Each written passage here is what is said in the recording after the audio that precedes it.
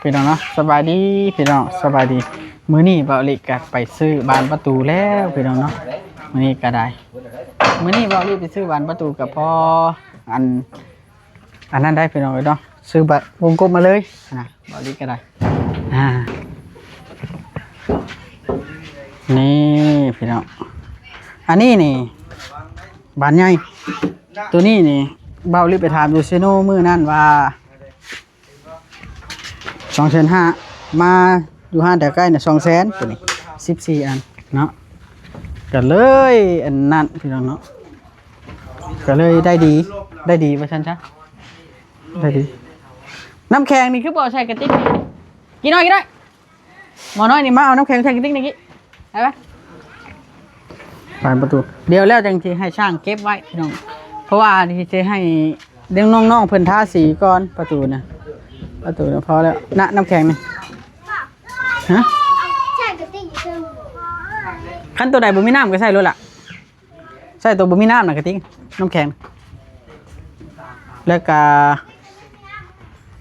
วงกบเด้บ่ลิซื้อมาวงกบ2อันซื้อมาไว้ตั้งอยู่นี่ก็อยู่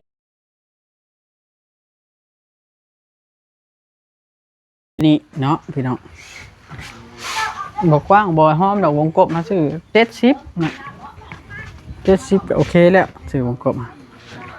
ว่าแต่ละเทื่อค่อยเคยใช้แต่สำนั้นนะมันพอดีงามบ่กว้างแห้งบ่หอมแห้งดอกเกิดแล้วมันได้ดอกนี่ดิเกิดแล้วนี่จะกำเลยได้ดอกจะว่าคือแม่นใส่ปองเยียบก็ดีอยู่ดีเนาะใส่แล้วมันจะมันบัดหลายแห้งเนาะเพราะว่าทางนี้นะมันเป็นโล่งเด้ใส่ปองเยี่ยมคือเก่าแล้วเพราะว่านี่ดิทางนี้มันโล่งเบิดนะจะเขาสิใช้เห็ดยังนะโอ้งามเลยดิบ้านนี้งามแล้ว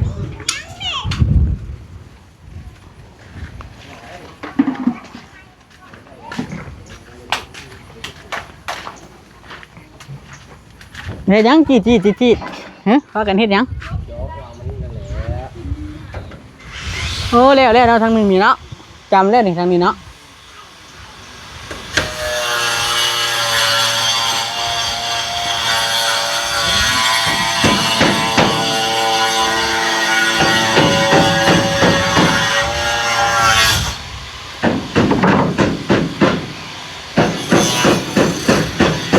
เด้เอามาข้อไม่ได้ใช้บาทดิฮะอยู่หน้าช่างเวียงบุกไก่ลายผัดบ่อมาให้ชาวต้อกินเด้อมื้อนี้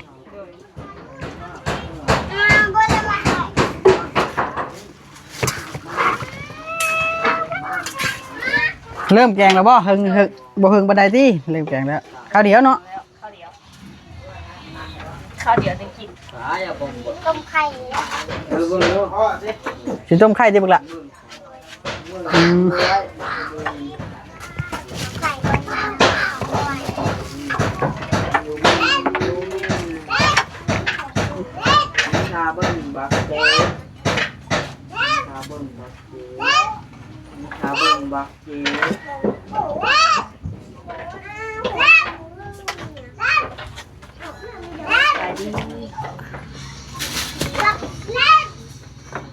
เฮ้ยเบิ่งทองกูมันดูเลือดนะฮะวันเนี่ยวันให้บอส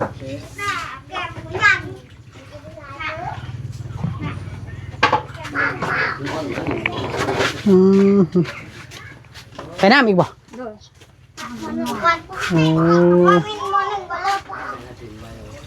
ไข่เฮ็ดพร้อมเนาะ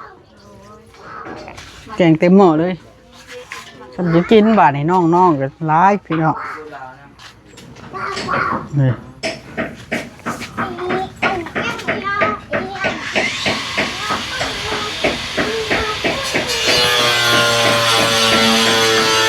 ลูกก้าขึ้นไปใกล้พี่น้องมันขี้พุ่นแฮะไฟเห็ดขี้พุ่นแท้นี่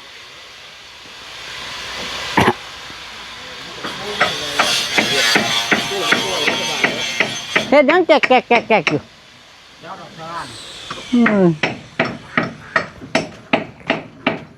ผนไผเอาแป้นคำนี่ แต่ลุงแล้วจุกมาแต่ชูเวียเนาะเฮ็ดได้ก็ได้ เก่งเลย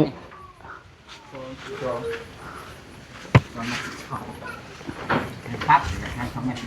นี่เอาเพียงเพียงแหนแต่เพียงหมู่คนไหนเอาแล้ว เอาเพียงแล้วเพื่อเอาเลื่อมลงมา ใจตั้งเจาะจะได้เจ้าคิ้วสบายชื่อเลย อย่านั่นเด้ออย่านั่นเด้ออย่าทิมแบบเด้อขอร้อง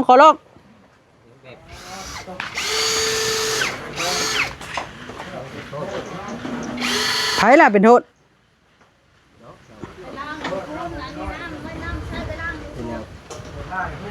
ใช่บุ้มหำหมกหัวโหลดนั่น ถ่ายหูปหำเด็กน้อยนี่ช่างถ่ายร้ายเขาไม่ได้ถ่ายได้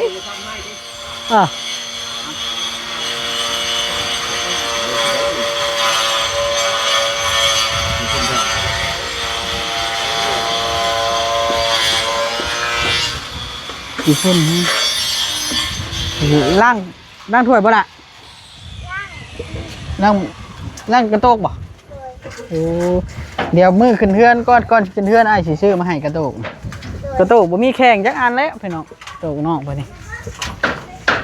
เอาก็กินกระโตกบ่มีแข่งนี่แหละเอาก็ได้แต่ละมื้อเริ่มงามเลย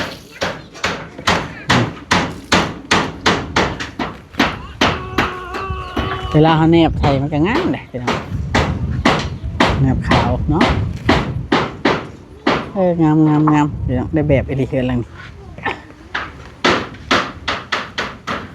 ได้แบบเดี๋ยวเฮาสิอันนั้นก่อนพี่น้องเนาะเฮาสิทาสีก่อนบานประตูนะเดี๋ยวมื้ออื่นเนาะเบาอีจังสิไปซื้อบันพับมาตัวนี้ก็1แพ็ค2แพ็ค3แพ็คตัวนี้อีกโอ้พวกงวงพวกหยังอีกเบิดหลายเติบแล้วพี่น้องระดับล้าน2ล้านไปแล้วสีอีกเล็กสิจังได้แหละพี่น้องเอ้ยเฮ็ดเฮือนนี่ค่าใช้จ่ายสูงบ่ธรรมดาเฮ็ดเฮือน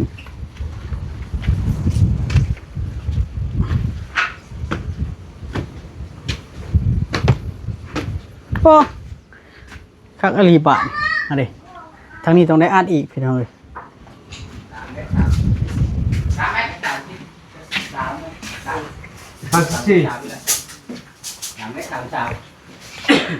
แค่ยังอ่ะนะตัดไว้บ่น่ะมีใครจับเดียวลงไปลุม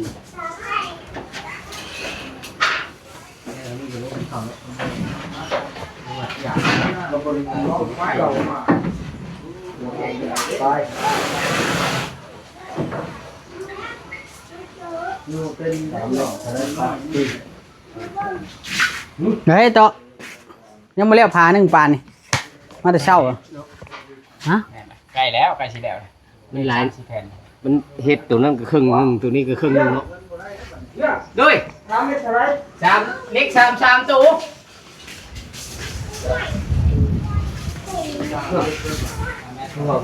3 เมตร 33มันรุดเลยดิเด้อจะเกาะให้นี่แม่น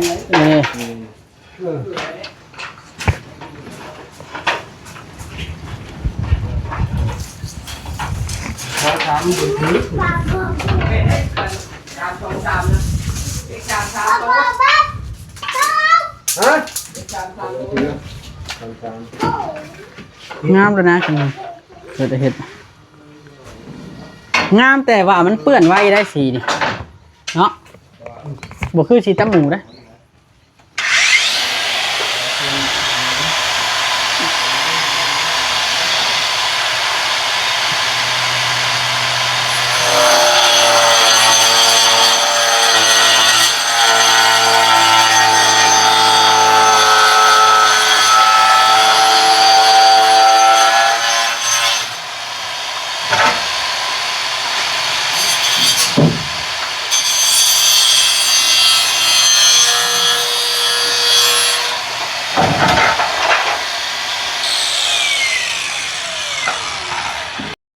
สร้างเพื่อนยังไม่ได้กินข้าวอยู่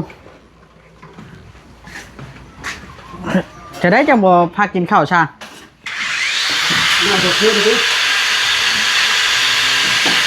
จังหน่อยกันบ่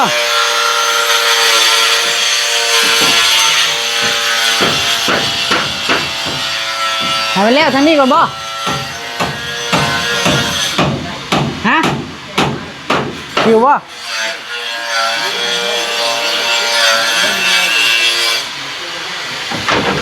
บ่ลุงแต่งมาแล้วกินแล้วบ่เข้านะ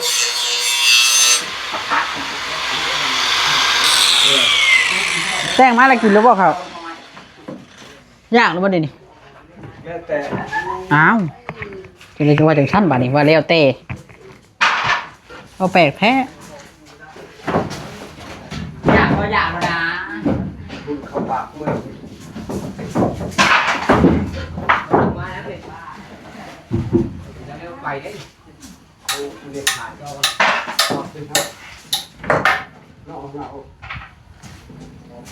เห็นเอาไม้ใช้ก็ดิเอาไว้อยู่นี่แล้วจังหน่อยให้นี่ลูกหันเข้าอยากเข้ากับยากเลยบางทีปิดบังไว้ให้พี่ช้าง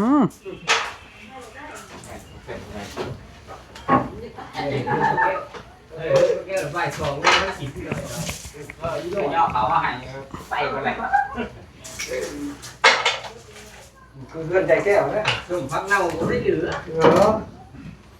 วายชอง โดนแล้วชวนมากมิได้เฮ็ดกินเองเด้เพื่อนปลาแก้วเนาะเนาะมันบ่มีคนเนาะเราก็เท่าแหละ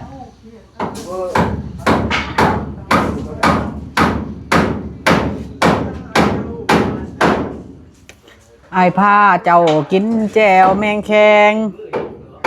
ผ้าคำแพงกินสุกี้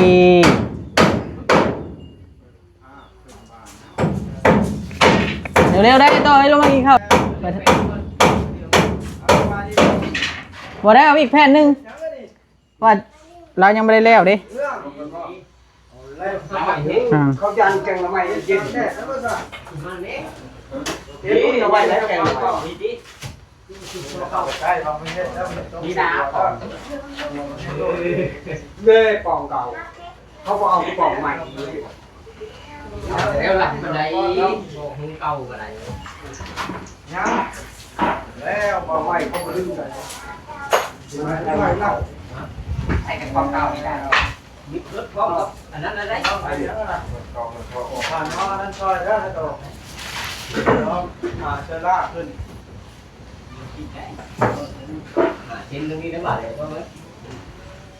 ชุดมาไหมลุงต้องล่างของข่อยคันไปใกล้ช่างว่าชนช่างก่อยสิบ่อยากไปใกล้ช่างฉะนั้นไอ้ต่อสิให้คอยเอาไปชนชั้นสิเลยก็เลยบ่ไปถ่ายช่างคอยก็ได้ย่านเราว่าคอยชนเราใช่ละโอ้ฮ้อนแท้บ้านนี่เริ่มฮ้อนแล้วเริ่มฮ้อนแล้วโอ้ยห้องไผนี่ฮ้อนแท้พอลุงเนี่ยห้องไผนี่ได้กี่ได้ไหมคือเล็กเห็นบ่นี่ลุงเห็นบ่นี่เห็นเขาตอกแล้วก็เขาต้องได้เลาะตอกเองมันเหี่ยวเนาะช่วงนั้นมันเปียกได้หรอฝนตกฝนลิ้นเลยแหละช่วงเขามาเห็น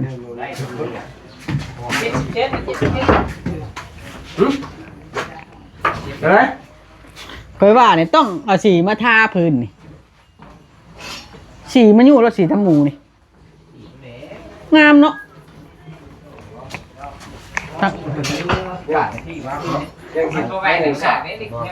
ปูชาดอีกทีได้แต่ครับปูชาดไว้แล้วก็แล้วเนาะยาวตัวน้อยๆยาวบ่ยาวตัวน้อยๆอันนี้ยังแค่ดูไปแก้แรงกว่าแก้เราได้ลูกเล่นเขาแบบนี้เนี่ยเฮ็ดได้กี่ไร่ดิของมองละเอียดเนาะแรงก็ลงตรงแก้แล้วแรงเอาแก้แล้วหมูได้บ้าน2 กว่า 3 กว่าก็แก้ไปแหละไก่ละต้มยาข้าวนี่นะสั่งเลี้ยงเลยเลี้ยงยังเขาเลยอีตรงนั้นเย็นบุเซ่ได้เราเขาต้องปัดแถวนี่ลุงเอ้ย หรือว่าเอาแถวนี้ก็ได้เอาบนได้หรือว่าห้องนั้นก็ได้จังเป็นเนาะแช่บ่แกงหน่อไม้เนี่ยจัน แซ่บเลยเกินมันไม่ไล่เขาเนาะ แช่บ่ ลูกหมูให้ว่าถามลูกหมูดิ เอาไปเลย ว่าทุกคนไปเอาลูกหมูมาให้นะโอ้ยเจ้าก็ว่า อย่าถ่ายเอาลายได้สร้างนะคอยจะบอกให้ไอ้โตแล้วให้ไหน บ่ให้มื้อนี้บ่ให้เขาเราว่ามื้อนี้บ่ให้มื้อนี้ บ่ให้บ่โต ครับคำเว้าอย่าบอกว่าอยู่มื้อนี้บ่ให้คำมือใดเสียงเงียบๆอย่าไปหวนกันเท่าอย่าใครเบิกเงินก็บ่เบิก บ่กล้าเว้าแล้วบาดนี้บ่กล้าเว้าน้ำไอ้โตแล้ว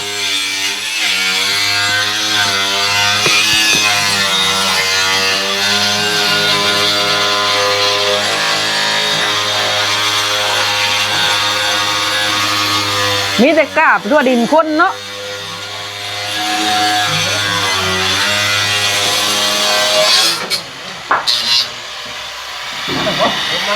มีคนปากน้ำอยู่บ่มันนี่แกงเวียง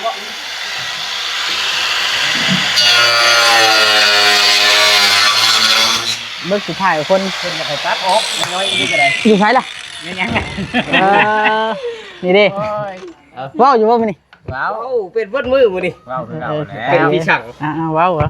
เอาขึ้นได้บ่นี่ ขึ้นได้ เอาขึ้นคะแนนจะตามกล้องเขาได้ บอกก็ได้ว่าจะสิขึ้น บ่แม่นคอยบ่ขึ้น คอยตามเองใช่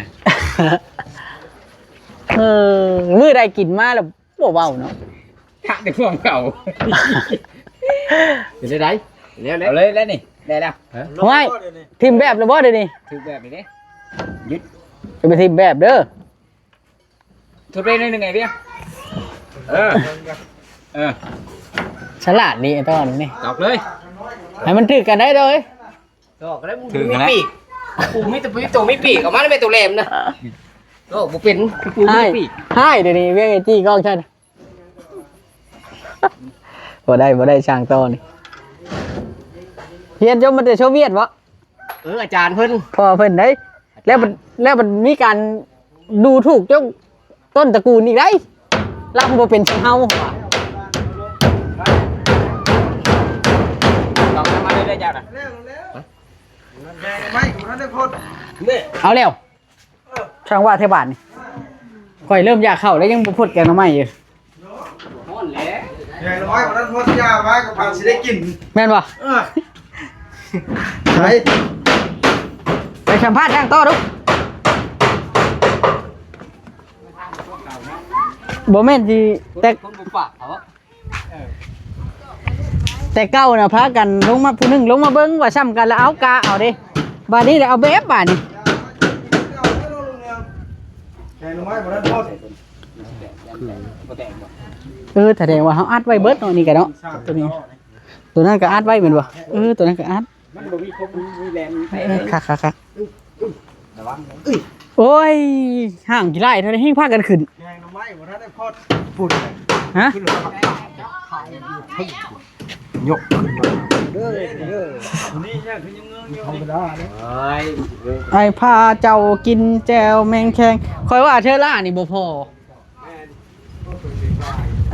เบิดก้อนคอยจังสิฮู้ว่ามันบ่พอไหลโอ้ยจังแหละมีแต่ว่าเฮาอ่อนใช้บังก้อนแล้วมันจังฮู้เนาะลุงฉันมันบ่ฮู้ได้เนาะ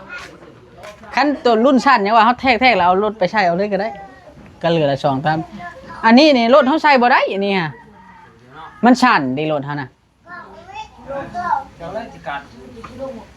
แต่ว่าถ้าใช้ไม้48น่ะได้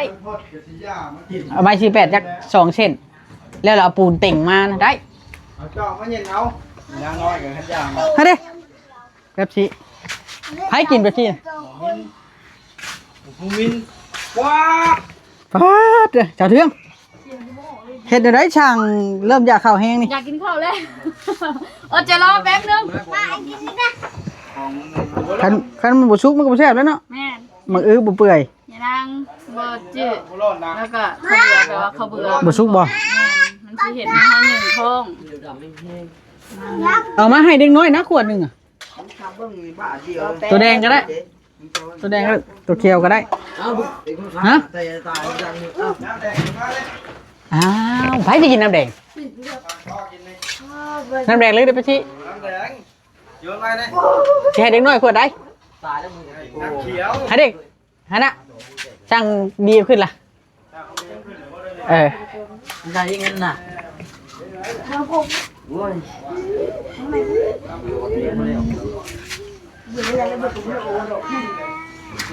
โอ้คักเจ้าเผาบ่เดี๋ยวนี้เจ้าใจห้อนช้ำช่างบ่ ก็ถามว่ายัน ใช่แต่ว่าหมักพริกนี่ใช่แล้ว ยัง ใช่นะแม่มันจะบุชุกนะใช่โอเคบาทนี้ กลัวทางยันเพิ่นบ่ทัน เนี่ยจังใดก็ได้สิได้ขอโตวกันเด้อบาทนี้ฝากกดไลค์กดติดตามคือเก่าคือเดิมพี่น้องเด้อนะสวัสดีพี่น้อง